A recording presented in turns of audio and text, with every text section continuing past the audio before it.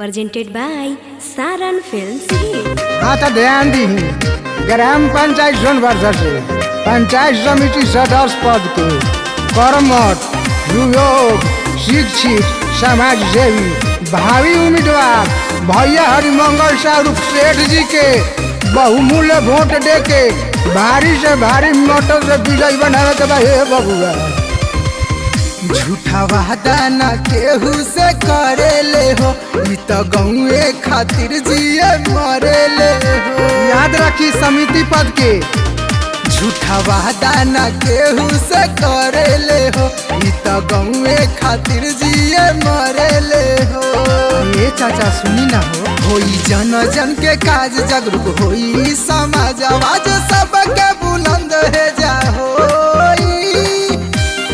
भाई हरि मंगल के जितई ह विकास सोन बरसा के होई समिति नहीं के बनई ह विकास सोन बरसा के होई।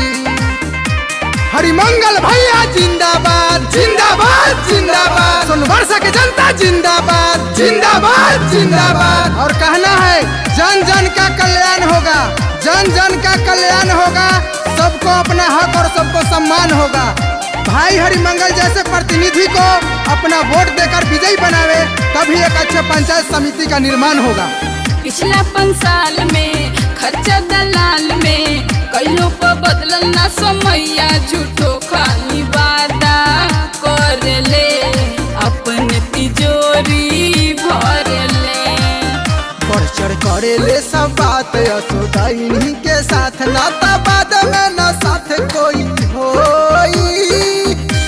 कि भाई हरि मंगल के जितई ह विकास सोन बरसा के होई समिति नहीं के बनई ह विकास सोन बरसा के होई। हरिमंगल भैया जिंदाबाद जिंदाबाद जिंदाबाद सोन बरसा के जनता जिंदाबाद जिंदाबाद जिंदाबाद। तनी ध्यान दी ना दारू से ना नोट से ना दारू से ना नोट से ग्राम पंचायत सोन बरसा के विकास होई रउआ सभे के एक एक कीमती वोट से एक एक वोट से। कम सरकारी होई अगारी केहू के चोली न चराई नेता प्यारा हवे हो सबके सहारा हवे हो। वोट दी अब की बार मिलके सभे परिवार ऐसे निमन प्रतिनिधि नहीं कोई।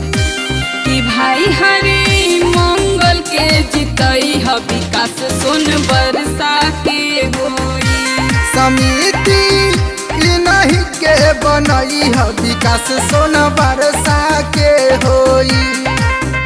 presented by Saran Films Hit।